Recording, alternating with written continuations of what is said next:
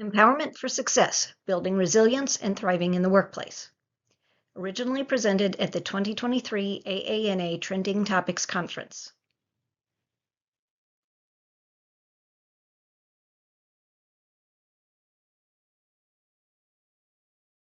The origins of this talk trace back to April 2023, when the Institute for Business and Public Policy received a request to participate in a student-led event on empowerment.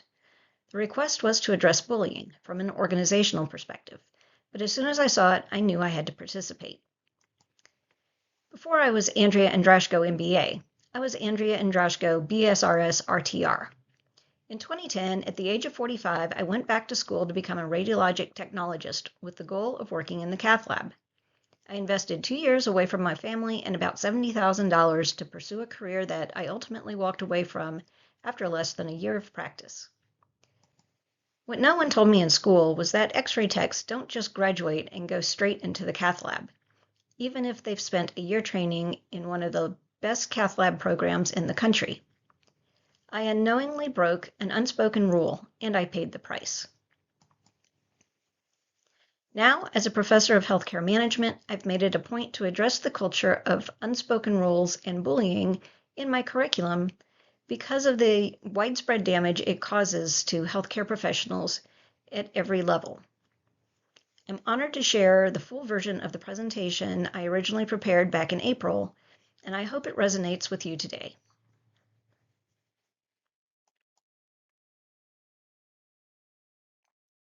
Whether you're just launching a new career or are a seasoned veteran, it's natural to feel a mixture of enthusiasm, anticipation, and eagerness to make your mark in the professional world.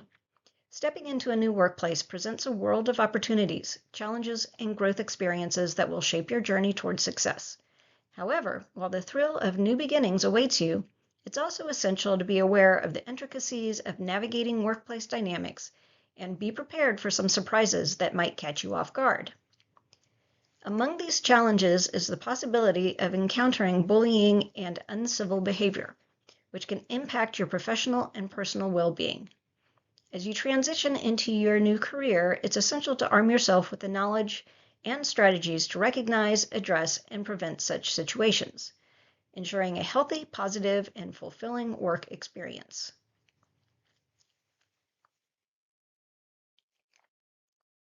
In this discussion, we will explore several key topics to help you successfully navigate your new workplace while protecting yourself from potential instances of bullying and uncivil behavior. We will explore understanding the subtle and less obvious signs of bullying, the reasons behind such behavior, and the importance of self-awareness in identifying and managing these situations. Additionally, we will examine the role of communication, assertiveness, and boundary setting in establishing a respectful and supportive work environment. Finally, we will provide you with practical tips and strategies to foster personal and professional growth, empowering you to thrive in your new career while maintaining your mental and emotional well-being. By the end of this talk, you will be better equipped to handle the complexities of the professional world, ensuring a successful and fulfilling work experience.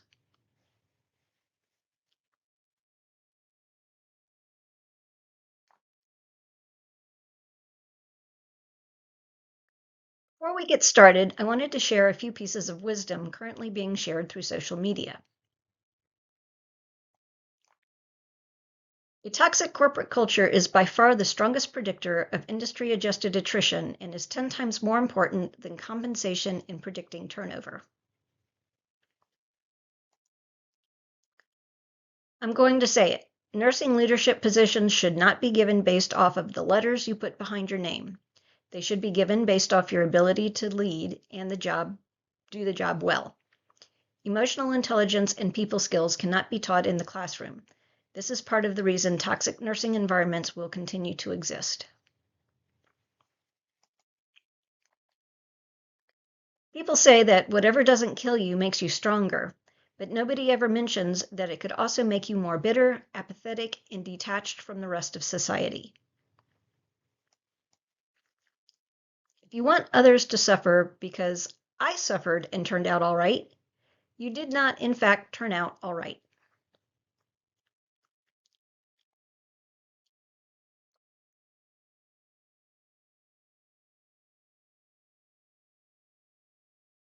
Bullying is a pervasive and destructive force in the workplace, which often blindsides its victims, leaving them feeling vulnerable and overwhelmed. This unexpected and insidious behavior can significantly impact an individual's mental and emotional well-being, making it essential to recognize the warning signs and develop strategies to address and prevent such encounters. First, we need to take a moment to define bullying and uncivil behavior. Bullying in the work environment can be defined as repeated and persistent negative actions directed towards one or more employees, which are intended to demean, intimidate, or undermine the targeted individuals. Bullying can manifest in various forms, such as verbal abuse, social exclusion, spreading rumors, or sabotaging work. On the other hand, uncivil behavior refers to rude or disrespectful actions that may not be explicitly targeted at a specific individual, but can still create a hostile or offensive work environment. Examples of uncivil behavior include making derogatory remarks, interrupting others, or displaying unprofessional body language. Being bullied at work can be deeply destabilizing. For those who experienced bullying as children, it can feel like stepping back into a painful chapter of life, where you're treated as less than capable, less worthy, or less respected. In the workplace, this sense of being diminished can be even more jarring because it conflicts with the professionalism you've worked hard to build. It's not uncommon for bullying at work to trigger feelings that make you feel like a child again, rather than the competent adult and professional you are. With that said, while there are some similarities between childhood bullying and workplace bullying, there are also key differences that shape how these experiences unfold. In childhood, bullying often takes place among peers, classmates, friends, or others on the same social level. At work, however, bullying usually involves colleagues, supervisors, or subordinates, where power dynamics and professional roles add a layer of complexity. These dynamics can amplify the impact of bullying, making it feel more calculated and more isolating. The types of bullying that we see in these two contexts also differ. In childhood, bullying is often overt, name-calling, physical aggression, or blatant exclusion. In the workplace, it tends to be more subtle, like manipulation, undermining someone's contributions, excessive criticism, or intentionally leaving someone out of important conversations. This subtlety can make it harder to identify and even harder to address. Another key difference lies in how bullying is handled. In schools, there may be anti-bullying programs or teacher interventions, but these resources aren't always consistent or accessible. In the workplace, there are often formal reporting mechanisms like human resources departments or employee assistant programs. However, even these can feel intimidating to navigate, especially when the bully is someone in a position of power.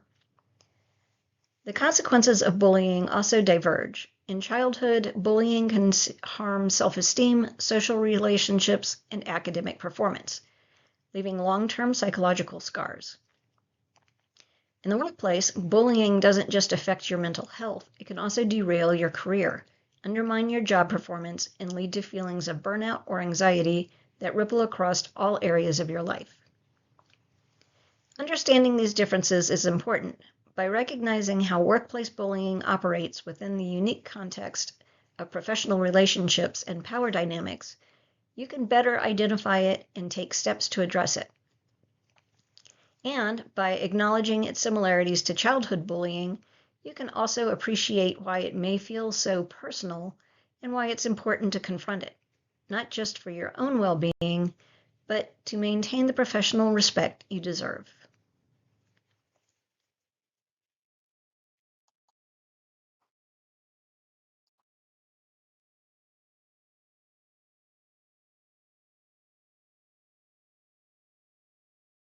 Some examples of bullying include exclusion, which is deliberately leaving someone out of conversations, meetings, or social events. making them feel isolated and unwelcome.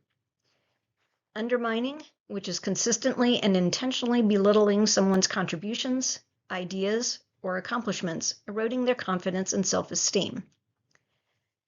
Overloading, which is assigning an excessive workload or setting unrealistic deadlines for a specific individual, setting them up for failure. Withholding information. Purposefully withholding important information or resources, hindering the individual's ability to perform their job effectively. Passive-aggressive behavior, displaying hostility or resentment through indirect means, such as sarcastic remarks, backhanded compliments, or subtle insults. Silent treatment, ignoring or avoiding an individual without explanation, making them feel invisible or unimportant. Spreading rumors, sharing false or damaging information about an individual with colleagues, damaging their reputation and relationships. Constant criticism, persistently criticizing an individual's work or performance, even when it is unwarranted or disproportionate.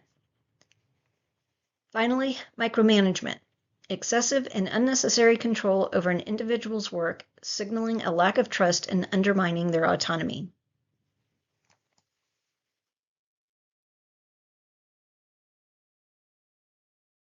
Some examples of uncivil behavior include interrupting, which is frequently interrupting others during conversations, meetings, or presentations, signaling disrespect for their opinions and contributions.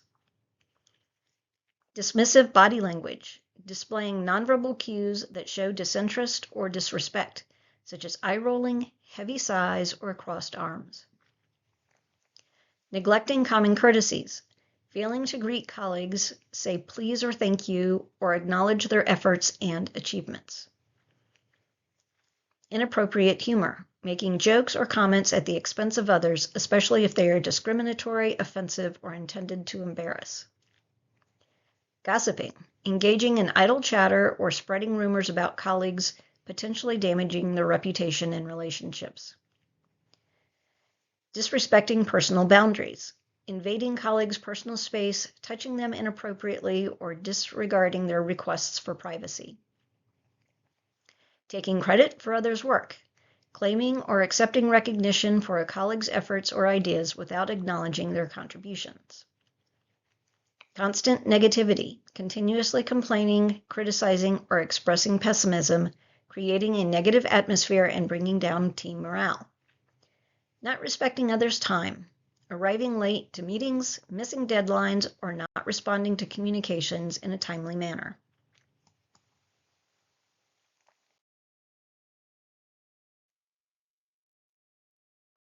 Workplace dynamics that foster bullying. Lack of leadership. Inadequate leadership or management can create an environment where bullying is more likely to occur. When leaders do not model respectful behavior or fail to address inappropriate conduct, it can send a message that bullying is tolerated. High-stress environments. Workplaces with high levels of stress, such as those with heavy workloads, tight deadlines, or high-stakes outcomes, can be breeding grounds for bullying. Under pressure, individuals may resort to aggressive or uncivil behavior to cope with stress or assert control. Competitive atmosphere. In highly competitive work environments, employees may engage in bullying behaviors to gain an advantage or sabotage their colleagues' success. Poor communication. Inadequate communication can contribute to misunderstandings, conflicts, and a lack of accountability, which can create opportunities for bullying and uncivil behavior. Inadequate policies and procedures. When organizations lack clear policies and procedures for addressing bullying, it can be difficult for employees to report incidents or seek support, allowing bullying behavior to continue.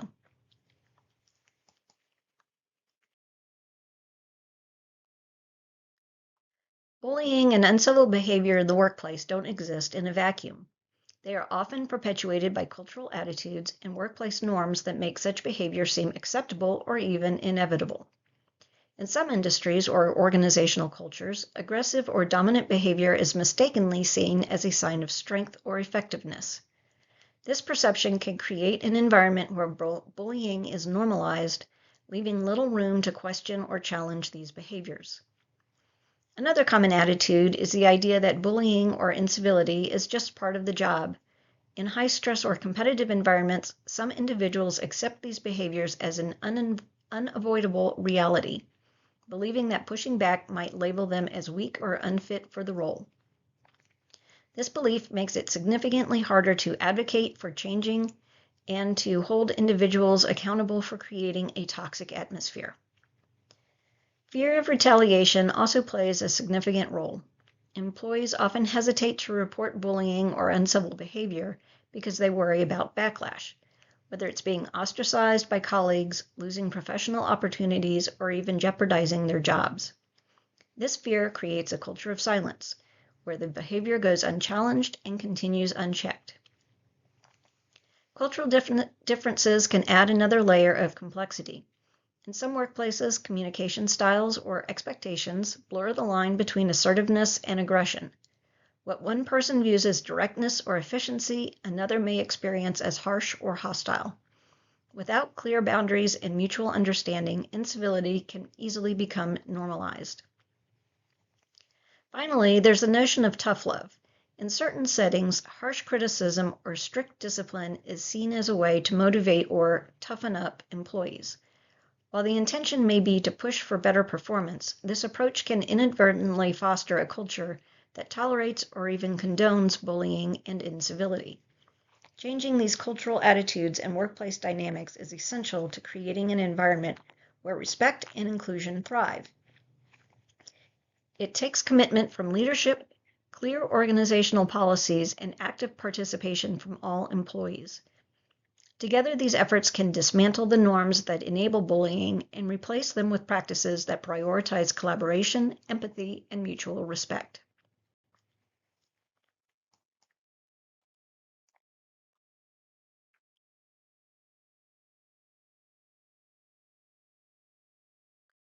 So, what can trigger a bully? It's important to emphasize that the responsibility for bullying behavior lies with the bully, not the target. However, understanding some of the factors that might contribute to a person being targeted can help in creating strategies to prevent and address bullying. Some reasons why certain individuals might be targeted include a perceived vulnerability. Bullies may target individuals who they perceive as vulnerable due to their personality traits. For example, they are introverted, they have low self-esteem, or under or overconfidence. Or their circumstances, for example, being new to the job or having less experience. Differences. Targets might be singled out because they are different from the majority in some way, such as their race, gender, religion, sexual orientation, or appearance. These differences might make them stand out or appear as an easy target for bullies. High achievers. Sometimes high-performing individuals or those who are highly skilled can become targets of bullying because their success may trigger feelings of insecurity, jealousy, or competition in others.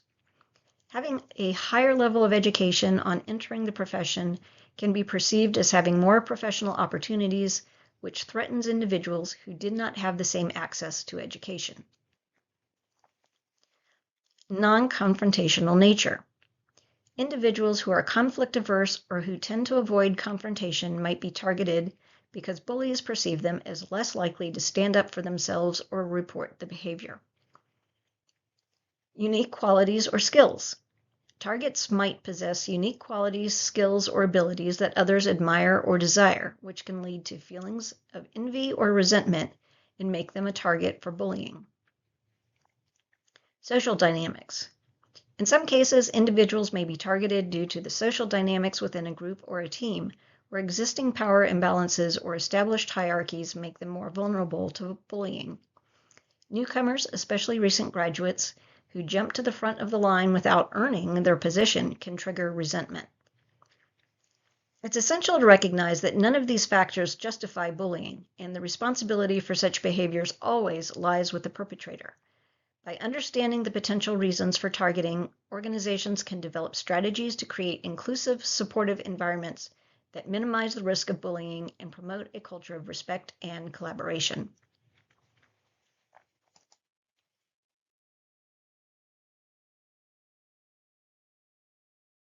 In society, uncivil behavior is sometimes excused or overlooked due to various cultural norms, beliefs, or misconceptions. Here are some ways we might excuse uncivil behavior and suggestions on how to change our attitudes towards it. Justifying brutal honesty. People may excuse uncivil behavior by framing it as a form of honesty that is intended to help the recipient. However, research has shown that negative feedback can be delivered in a respectful and constructive manner without resorting to incivility. Belief in a tough love approach. Some people might believe that harsh or aggressive behavior is necessary to motivate or challenge others. However, research has demonstrated that supportive and respectful environments are more conducive to learning and productivity. Acceptance of power dynamics. In some organizations or cultures, power imbalances are considered normal, and those in higher positions are expected to assert their authority in aggressive ways. This attitude can perpetuate uncivil behavior, and organizations must work to create more equitable and inclusive environments. Misattributing behavior to personality. Uncivil behavior might be excused as a person's natural temperament or personality, rather than acknowledging it as inappropriate or harmful. It is essential to separate the behavior from the individual and focus on addressing the specific actions. Normalizing stress and burnout.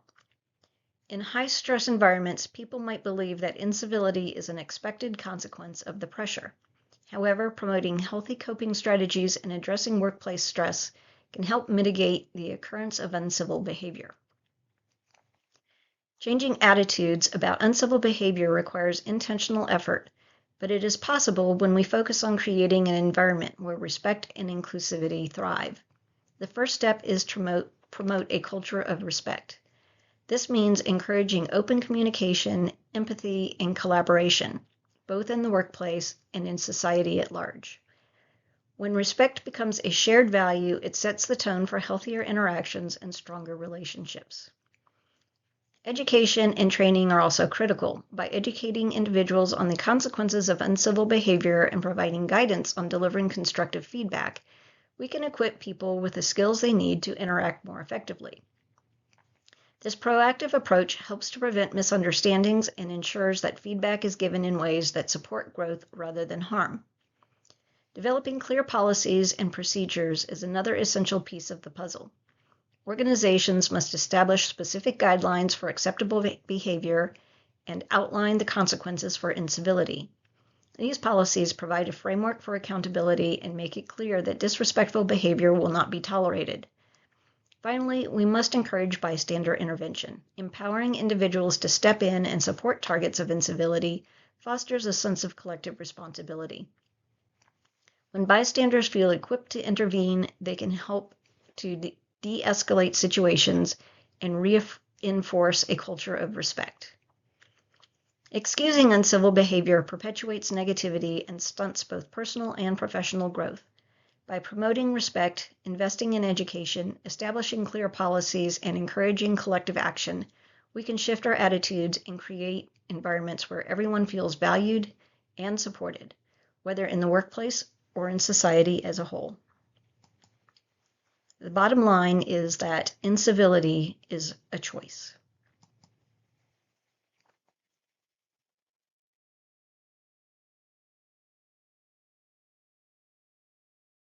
Now let's play a game. Put your finger down if you've ever been interrupted or talked over in a meeting. Put your finger down if you have ever felt afraid to speak up about unfair treatment or behavior towards you or others.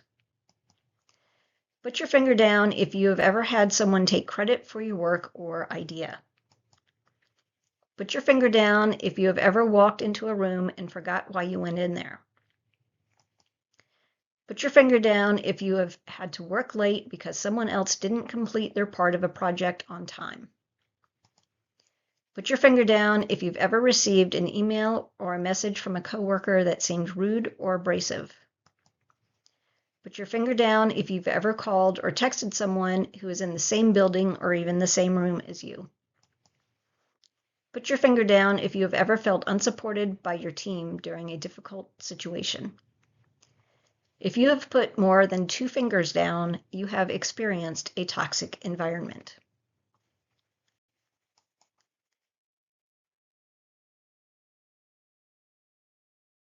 Now let's talk about what to do if you find yourself becoming a target of bullying.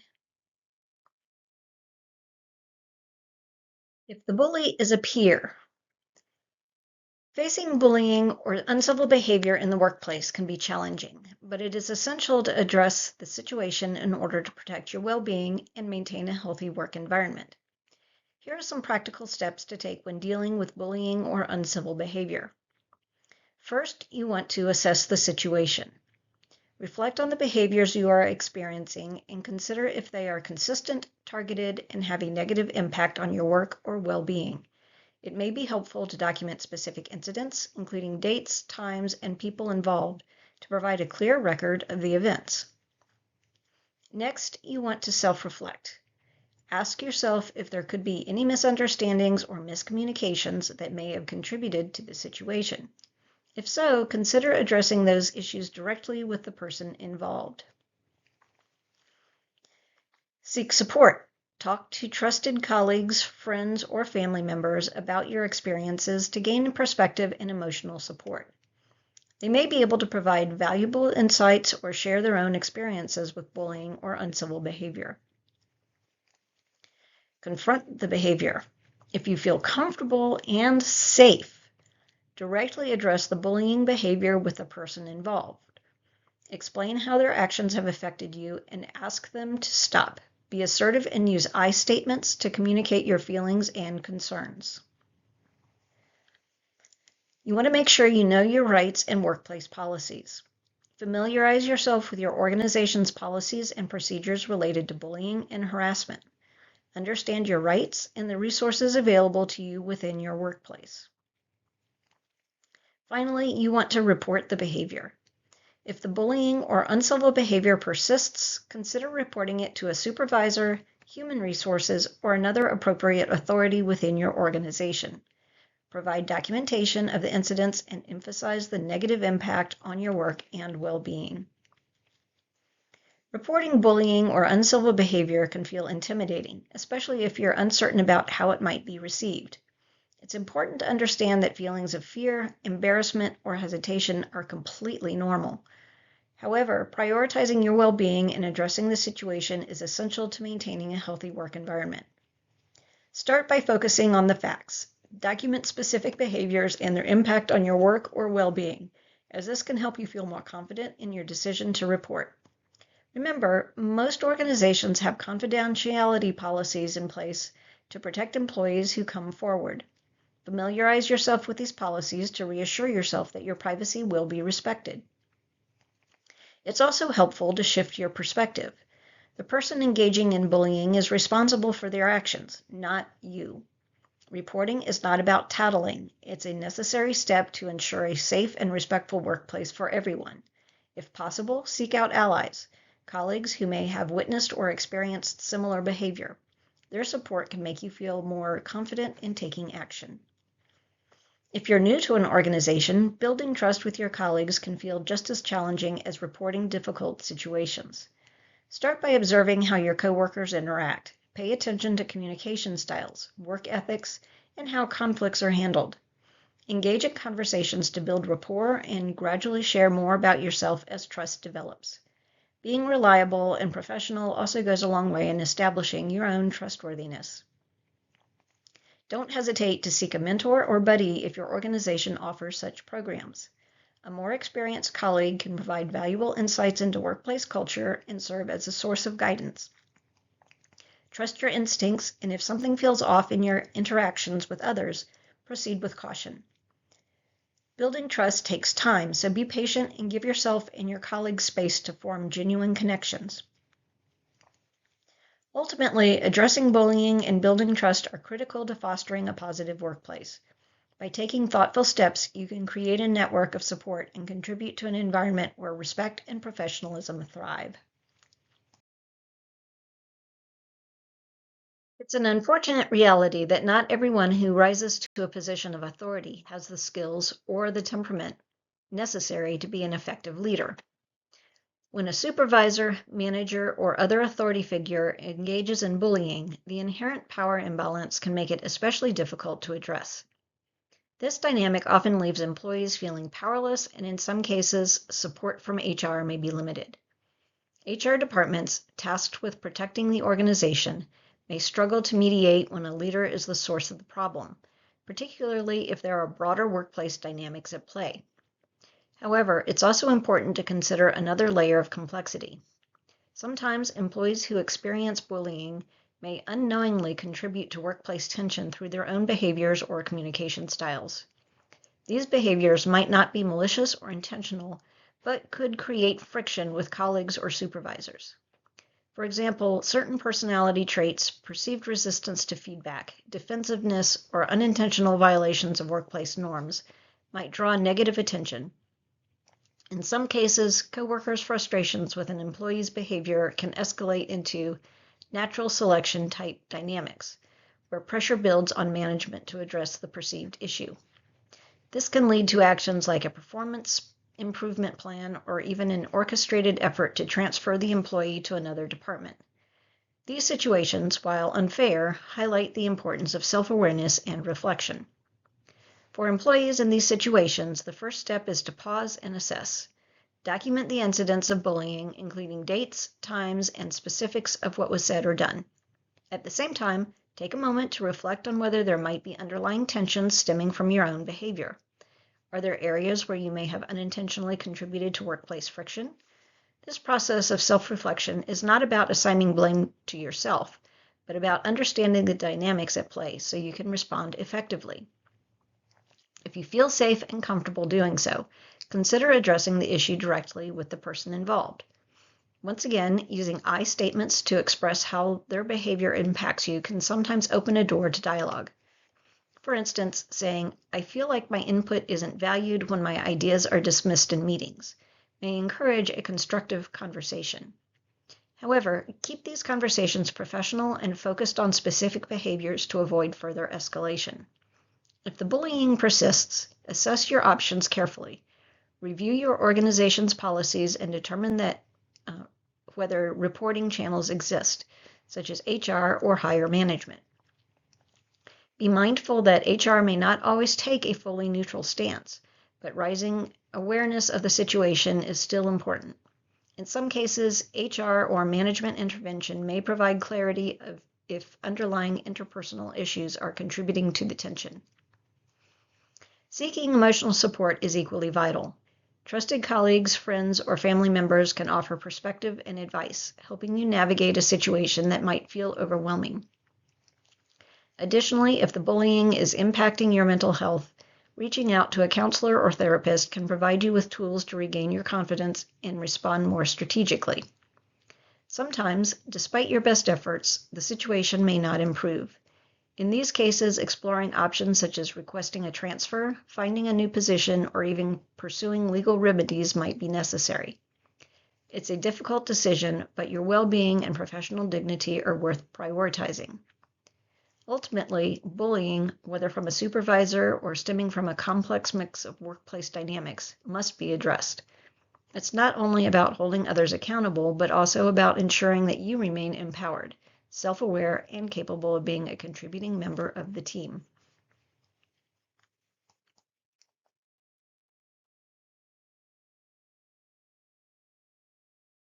Witnessing bullying in the workplace places you in a powerful position to help create a healthier and more respectful work environment.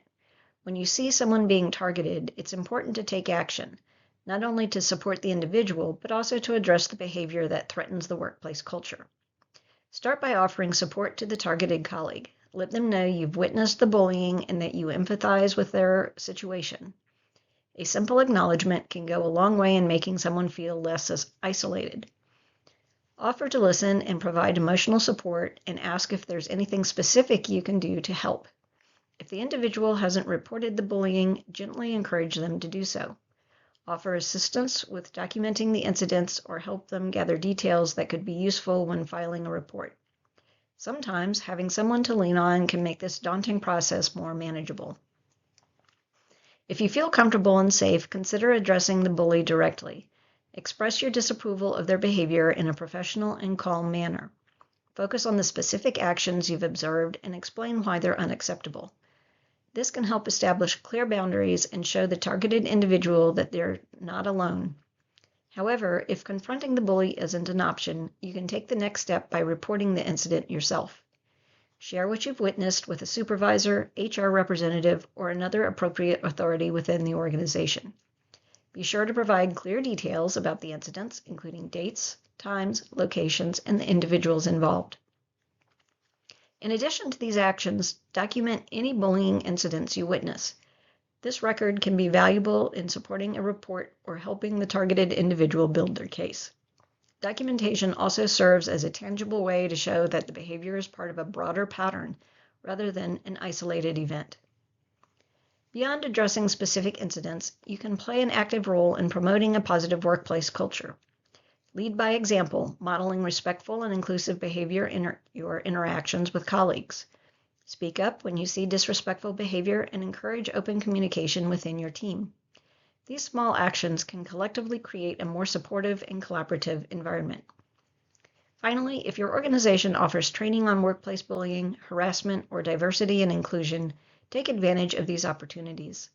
These programs can deepen your understanding of workplace dynamics and equip you with tools to respond effectively in the future. By taking action when you witness bullying, you're not only supporting the individual who's been targeted, but also contributing to a workplace culture where respect and professionalism are the norm. Your actions can inspire others to do the same, creating a ripple effect that fosters a healthier, more respectful work environment for everyone.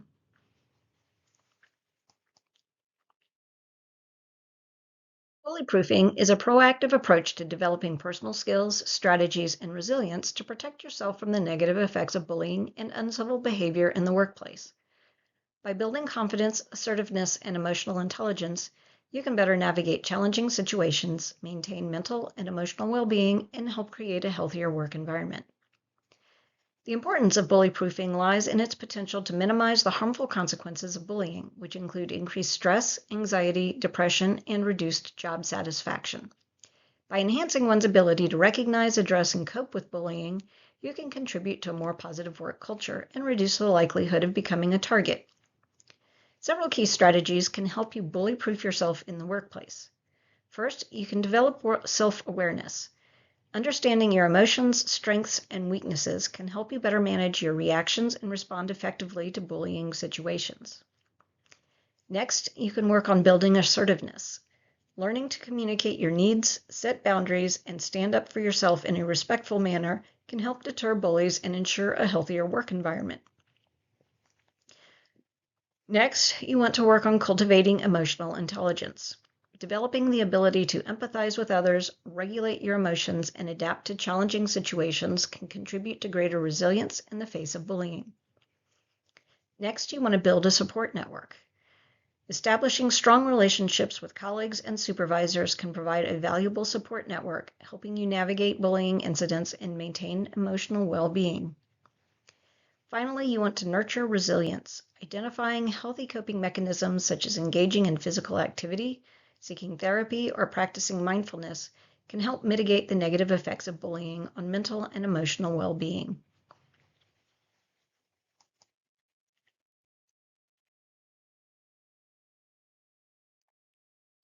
Self-awareness is a vital skill when it comes to navigating workplace dynamics, including managing bullying and fostering personal growth.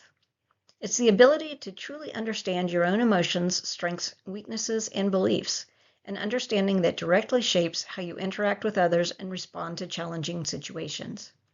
Without self-awareness, it's easy to miss how your own behaviors might unintentionally contribute to unhealthy work environments, or how to better recognize the needs and struggles of your colleagues.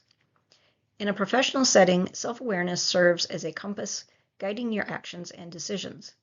It allows you to recognize when your emotions are influencing your behavior and helps you control your reactions. This is especially important in difficult situations, like dealing with bullying, where your ability to respond calmly and professionally can make a significant difference. Moreover, being self-aware enables you to empathize with your colleagues, recognize signs of distress or bullying in others, and take steps to address harmful behaviors before they escalate. So, how do you develop self-awareness? It starts with reflection. Take time to regularly reflect on your experiences, whether through journaling or simply setting aside quiet moments to think about your actions, thoughts, and feelings. This practice helps you identify patterns in your behavior and better understand the motivations behind your reactions. Another important step is seeking feedback from others. Sometimes we can't see ourselves as others do, and their perspectives can be invaluable. Ask trusted colleagues, friends, or supervisors for constructive feedback. This isn't about criticism, it's about gaining insight into how your actions and behaviors come across and identifying areas where you can improve. Mindfulness is another powerful tool for developing self-awareness. Practicing mindfulness exercises like deep breathing or guided imagery can help you tune into your thoughts and emotions in the present moment. This practice trains you to pause and reflect before reacting, giving you greater control over how you respond in stressful situations. Setting goals and tracking your progress is also key. By identifying personal or professional goals, you create a roadmap for growth. Regularly assessing your progress towards those goals keeps you focused and helps you see how far you've come. Whether it's improving your communication skills, managing conflicts more effectively, or simply becoming more attuned to your emotions, goal setting keeps you accountable to your own development. Finally, invest in professional development workshops, seminars, and training sessions. These are excellent opportunities to deepen your self-awareness and build related skills like communication and conflict resolution. These settings also provide opportunities to learn from others, broadening your perspective and helping you grow in meaningful ways. Self-awareness involves more than understanding yourself. It requires applying that understanding to adapt, grow, and contribute positively to the workplace. By reflecting on your experiences, seeking feedback, practicing mindfulness, setting goals, and engaging in professional development, you can not only enhance your self-awareness, but also strengthen your emotional intelligence, improve your well-being, and foster healthier relationships with those around you. These steps don't just make you a better professional, they make you a better colleague, mentor, and leader. Assertiveness is a vital skill for establishing and maintaining healthy boundaries in the workplace. It allows you to communicate your needs and rights clearly and respectfully without being aggressive or passive.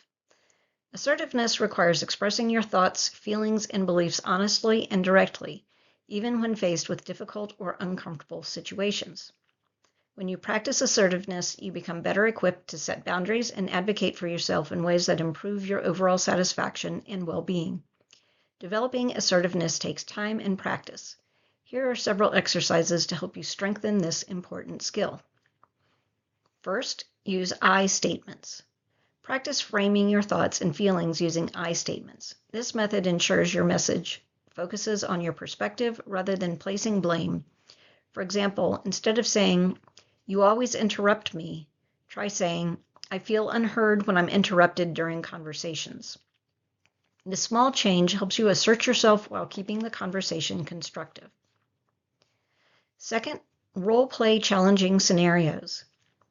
Role-playing is an effective way to practice assertive communication in a low-pressure environment. With a friend, family member, or trusted colleague, rehearse scenarios where you need to assert yourself, such as declining an unreasonable request or setting a boundary. This helps you build confidence for real-life interactions. Third, journal your experiences. Use a journal to reflect on situations where you struggled to assert yourself. Write down what happened, how you responded, and how you could handle similar situations more assertively in the future. Over time, this reflection helps you identify patterns and improve your responses. Fourth, set specific goals. Identify specific areas where you'd like to be more assertive and set achievable goals. For instance, you could aim to speak up more in meetings or politely decline additional tasks when your plate is already full. Start with small goals and gradually increase as you build confidence. 5. Observe assertive role models. Pay attention to colleagues or leaders who demonstrate assertiveness effectively. Watch how they handle difficult conversations or navigate conflict, and incorporate some of their techniques into your own communication style. 6. Practice active listening. Being assertive doesn't just mean expressing yourself, it also involves listening actively to others. Demonstrate that you value their perspective by maintaining eye contact as necessary, nodding, and providing verbal affirmations like, "I understand," or "that makes sense." Summarize what they've said to ensure clarity before responding. Active listening fosters mutual respect and strengthens your ability to communicate assertively without being dismissive or confrontational. Finally, rehearse for difficult conversations. When preparing for a challenging discussion, rehearse what you want to say. Focus on using clear, direct language and maintaining a calm tone. Rehearsing helps you feel more prepared and reduces anxiety when it's time for the actual conversation. Assertiveness skills require consistent practice to develop. Every small step builds your confidence and helps you navigate workplace interactions with clarity and respect. With time, you can master assertiveness as a tool to set boundaries, manage relationships, and protect your well-being. Emotional intelligence is a vital skill for navigating workplace challenges, including bullying and uncivil behavior. Emotional intelligence, or EI, refers to the ability to recognize, understand, and manage your own emotions while empathizing with the emotions of others. This awareness allows you to handle stress effectively, strengthens relationships, and adapt to changing circumstances. When developed, emotional intelligence builds resilience and helps you respond constructively to difficult situations, fostering a healthier and more collaborative workplace. 5 components form the foundation of emotional intelligence. The first is self-awareness, which involves recognizing your emotions and understanding how they influence your thoughts, behaviors, and interactions. This insight is key to identifying patterns and adjusting your responses when needed. The second component is self-regulation, the ability to control your emotional reactions, particularly in high-pressure situations. With self-regulation, you can maintain professionalism and respond in ways that reflect your values and goals, even under stress. Next is empathy, which enables you to understand and connect with the emotions of others. Empathy enhances your ability to see situations from different perspectives, improving communication and fostering stronger workplace relationships. Social skills are equally essential. These include effective communication, conflict resolution, and active listening. Strong social skills help you navigate interpersonal challenges and promote teamwork and collaboration. Finally, adaptability is the ability to adjust your approach as circumstances change. This flexibility allows you to remain composed and focused even when faced with unexpected challenges or obstacles. Developing emotional intelligence takes consistent effort, but there are practical steps to help strengthen these skills. Start by reflecting on your emotional triggers. Identify situations that lead to strong reactions and consider how you can respond more constructively in the future. Active listening is another important practice. Focusing fully on someone else's perspective without judgment improves your empathy and builds deeper connections. In moments of stress, deep breathing techniques can help you regulate your emotions. Taking a moment to pause and breathe allows you to regain composure before responding. Seeking feedback from trusted colleagues or mentors is also valuable. Their insights can help you understand how your actions and emotions impact those around you. Engaging in emotional intelligence training through workshops, books, or online courses provides additional tools and strategies to apply in your daily life. These resources offer practical ways to enhance your EI and use it to navigate complex workplace dynamics effectively. By building emotional intelligence, you enhance your ability to handle workplace challenges with empathy and professionalism. This skill not only strengthens relationships and improves communication, but also helps create a workplace culture rooted in respect and collaboration. Developing emotional intelligence equips you to face challenges with confidence while fostering a more supportive and productive environment.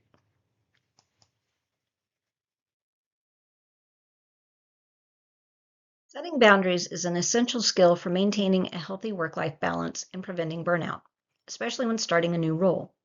As a new hire, you may feel eager to prove your value, but healthy boundaries allow you to balance your well-being with your professional commitments. These boundaries are especially important in situations such as being asked to pick up extra shifts, staying late to complete tasks, or handling responsibilities outside of your job description. Managing these scenarios with clear communication ensures you can fulfill your role effectively without compromising your mental or physical health. Several strategies can help you set and maintain effective boundaries. First, know your limits. Take time to evaluate your workload and understand what you can realistically manage. Acknowledging your personal capacity ensures you can perform well without overextending yourself. For instance, if you've already worked long hours, agreeing to extra shifts might lead to exhaustion and reduced productivity. Communicate assertively. Express your boundaries clearly and respectfully. When declining a request, explain your limitations in a calm and professional way. For example, you might say, "I won't be able to take on that extra task because my schedule is already full," rather than simply saying no. Clear communication helps others understand your position without misunderstanding or resentment. Offer alternatives. When you need to decline, propose other ways to contribute. If you can't take on extra shifts, you might suggest helping with planning or preparing for the work instead. Offering alternatives demonstrates your commitment to teamwork while still honoring your limits. Prioritize and plan. Time management is critical for boundary setting. Create a clear plan for your responsibilities so you can evaluate whether you have the capacity to take on additional work. Tools like task lists or schedules can help you stay organized and avoid overcommitting. Develop a support network. Build relationships with colleagues and supervisors who understand and respect the importance of boundaries. A support network provides guidance and encouragement, especially in moments where setting boundaries feels difficult. And don't forget to practice self-care. Protecting your well-being allows you to maintain boundaries without guilt. Regular self-care, such as physical activity, meditation, or pursuing hobbies, ensures you have the energy and resilience to handle workplace demands without becoming overwhelmed. Boundaries are most effective when communicated clearly and respectfully. Transparent communication helps colleagues and supervisors understand your capacity and priorities, reducing the likelihood of misunderstandings or conflicts. For example, discussing your availability during team planning meetings ensures others can align expectations with your capacity. Assertiveness is another critical part of maintaining boundaries. It allows you to stand firm in your needs without coming across as aggressive or dismissive. Assertiveness involves expressing your thoughts and feelings with confidence and professionalism, even when navigating difficult conversations. When asked to take on more than you can handle, a response like, "I'm at full capacity right now, but would be happy to revisit this later," clearly communicates your boundaries while remaining constructive. Establishing boundaries protects your well-being and helps foster stronger relationships with colleagues. By balancing clear communication, assertiveness, and self-care, you create an environment where you can thrive both personally and professionally.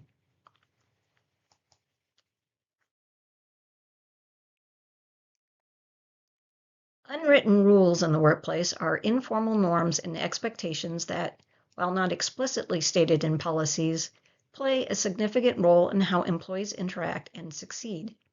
As a new graduate entering the workforce, being unaware of these rules can leave you vulnerable to misunderstandings or conflicts.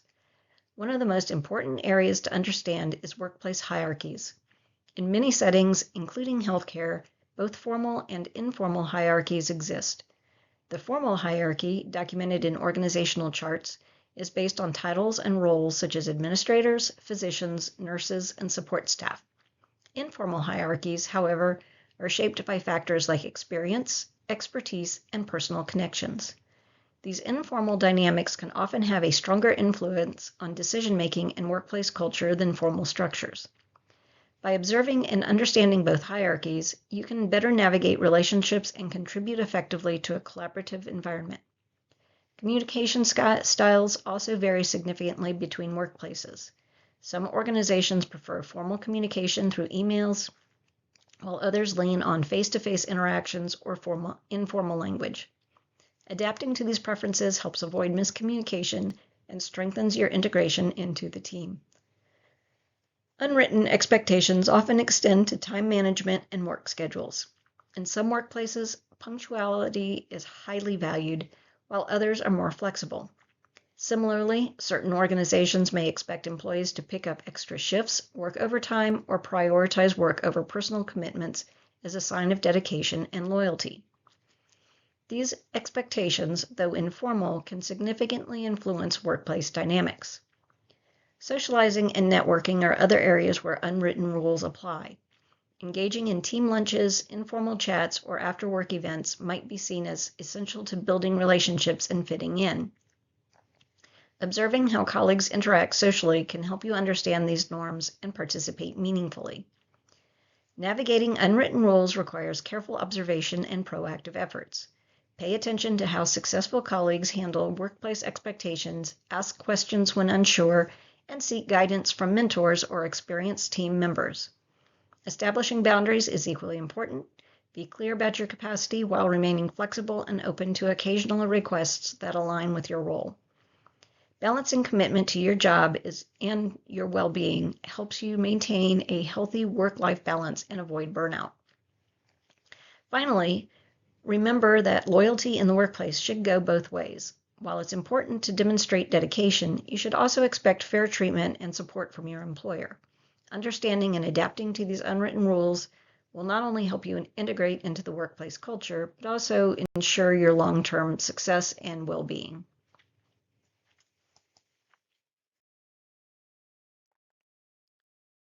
As a new hire, it is important to understand your role within the organization, not just from your perspective, but from the perspective of the organization. This broader understanding helps you align with the company's mission, values, and goals, creating opportunities for meaningful collaboration and professional growth. As an employee, your role is to contribute to the organization's ability to meet its goals and objectives. Employers value team members who actively embody the organization's mission, demonstrate alignment with its values, and approach their work with a collaborative mindset. In healthcare, this means meeting specific expectations. The first is clinical competence and professional expertise. Employees are expected to consistently demonstrate up-to-date clinical skills, adhere to evidence-based practices, and pursue continuous education and training to enhance their competence and ensure optimal patient care. Ethical conduct and integrity. Organizations prioritize the highest ethical standards, requiring employees to maintain patient confidentiality and demonstrate honesty, transparency, and integrity in all decisions and interactions. Team collaboration and communication. Providing efficient patient care depends on cohesive teamwork. Employees must communicate effectively across departments, prioritize the team's success, and center the patient's welfare in all actions. Adherence to policies, procedures, and regulations. Following established policies and external regulatory standards ensures safety and well-being for both patients and staff. Commitment to continuous improvement. Healthcare is ever evolving. Employees are expected to embrace change, remain open to feedback, and actively participate in quality improvement initiatives to keep the organization at the forefront of medical advancements.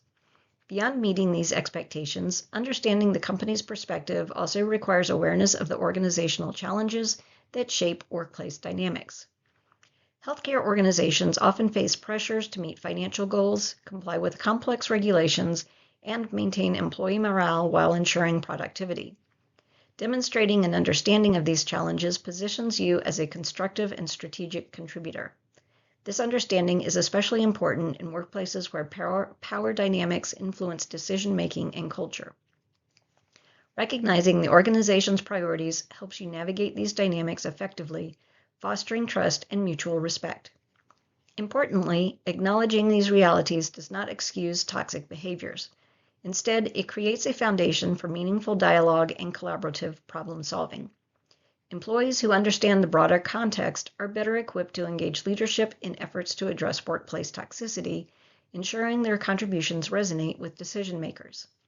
Ultimately, aligning your actions with the organization's mission while advocating for positive change helps to detoxify the workplace and supports a shared commitment to success for both the organization and its employees.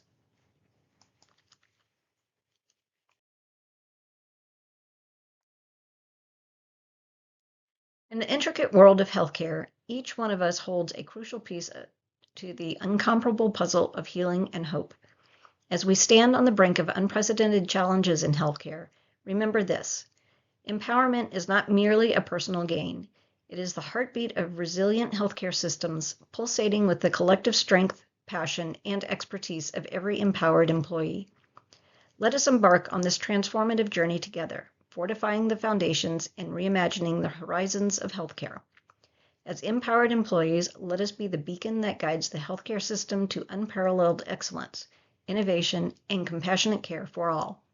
Remember, when we rise, we do not rise alone, but lift others along the way. Together, as pillars of strength and change, let's shape a healthcare future where every voice is heard, every hand joined, and every heart committed to making a lasting difference.